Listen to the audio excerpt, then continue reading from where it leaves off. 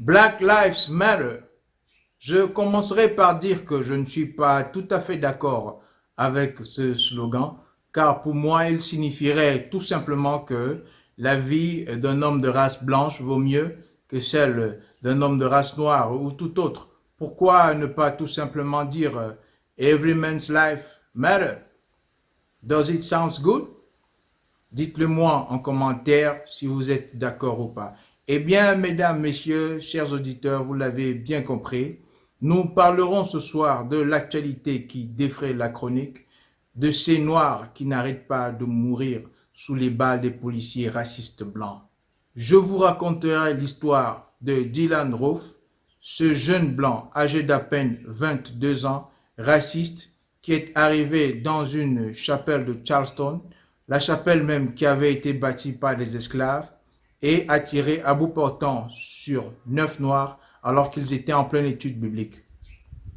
Nous évoquerons ensuite l'histoire d'Albert Woodfox, cet homme aujourd'hui âgé de plus de 60 ans, qui avait été arrêté dans les années 70 pour vol à main armée et qui plus tard a été condamné à 50 ans de prison pour un crime qu'il n'avait pas commis. Nous finirons avec le cas de Jacob Blake.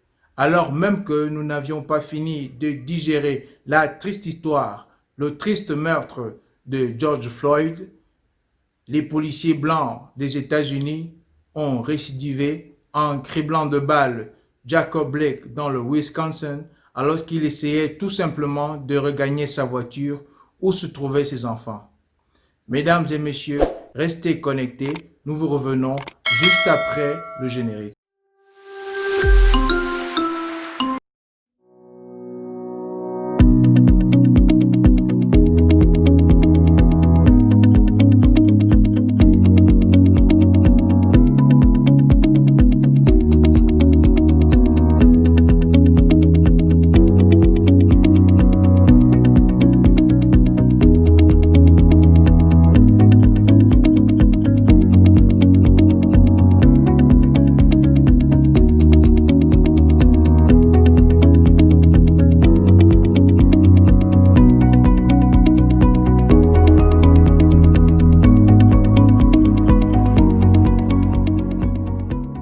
Dans la nuit du 17 au 18 juin de l'année 2015, un jeune blanc du nom de Dylann Roof s'introduit dans la célèbre chapelle de Charleston, celle qui avait été construite par des esclaves.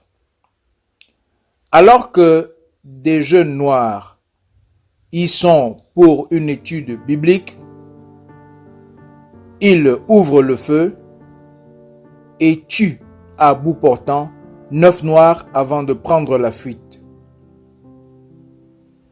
Rattrapé un jour plus tard par la police, il déclarera qu'il avait voulu soulever ainsi une guerre interraciale. Les enquêteurs, en fouillant dans les réseaux sociaux, découvre que ce jeune Dylann Roof, âgé d'à peine 22 ans, nourrissait des propos racistes à l'égard des Noirs. Je vous poserai la question. Qu'est-ce qui justifie qu'un jeune de cet âge, qu'est-ce qui justifie qu'un jeune Américain, un jeune blanc, nourrisse une telle haine envers les Noirs s'il n'a pas été élevé par des parents racistes? L'histoire qui va suivre est d'autant plus touchante que choquante. Albert Woodfox, puisqu'il s'agit bien de lui, un jeune dans les années 70 est arrêté pour vol à main armée. Pendant qu'il purge sa peine avec 2 de ses compagnons d'infortune, un gardien de prisonnier est assassiné de plusieurs coups de couteau. Le doigt accusateur est pointé sur Albert Woodfox et il s'ensuivra une peine de 50 ans d'emprisonnement. Albert Woodfox sera admis en cellule d'isolement pendant 43 ans et 10 mois de sa vie. Il a toujours pourtant clamé son innocence. Les preuves contre lui n'ont jamais été élucidées. Mais les juges n'ont pas trouvé d'autre moyen que de le maintenir emprisonné pendant 43 ans et 10 mois. Albert Woodfox est sorti en février 2016 et il s'est rendu immédiatement à la tombe de sa mère qu'il n'a pas pu enterrer. Albert Woodfox, à sa sortie de prison, portait un bracelet. Sur ce bracelet étaient mentionnés les mots « Not guilty ». Cet homme noir, Black Panthers, n'a cessé de clamer son innocence.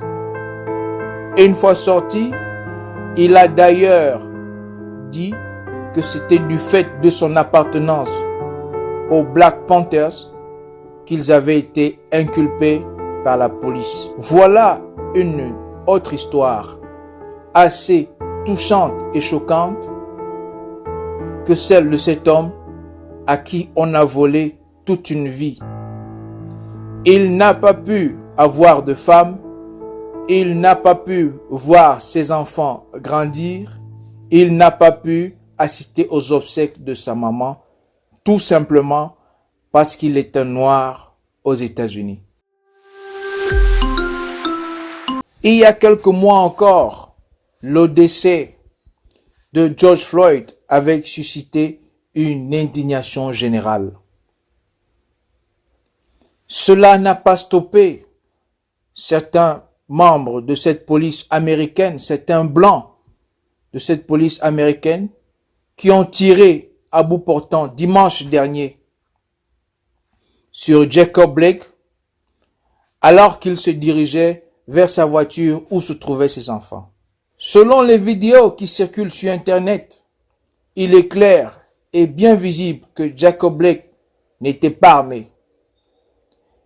Il est clair que Jacob Blake n'avait même pas d'arme blanche sur lui.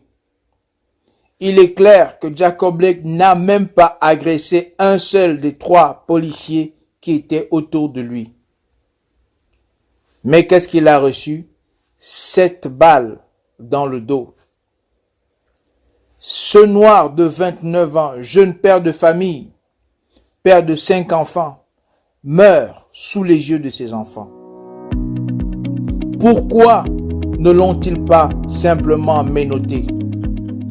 Pourquoi ne l'ont-ils même pas électrocuté afin qu'il se paralyse pour qu'on puisse enfin le neutraliser? Pourquoi lui avoir seulement donné la mort alors que cet homme est un responsable, est un père de famille? Eh bien, chers auditeurs, j'aimerais partager avec vous ces 3 histoires, ces 3 expériences différentes qui témoignent à suffisance de la profondeur du racisme aux États-Unis. Ces histoires qui témoignent réellement que l'homme noir n'est pas égal à l'homme blanc aux États-Unis. D'ailleurs, certains chercheurs estiment que un noir a 2,5 fois plus de chances de se faire tuer par la police blanche qu'un blanc lui-même. D'autres statistiques montrent également que, à diplôme égal, à compétence égale, les noirs touchent la moitié du salaire des blancs. Eh bien, parmi ceux qui me suivent, parmi vous qui me suivez, il y en a certainement qui vivent aux États-Unis, au Canada. J'aimerais bien que vous nous dites en commentaire si ces statistiques reflètent réellement la réalité. Merci d'avoir suivi cette édition. Merci d'avoir suivi ce numéro d'Afrique Célèbre. Je vous invite à cliquer sur la cloche de notification. Je vous invite à vous abonner.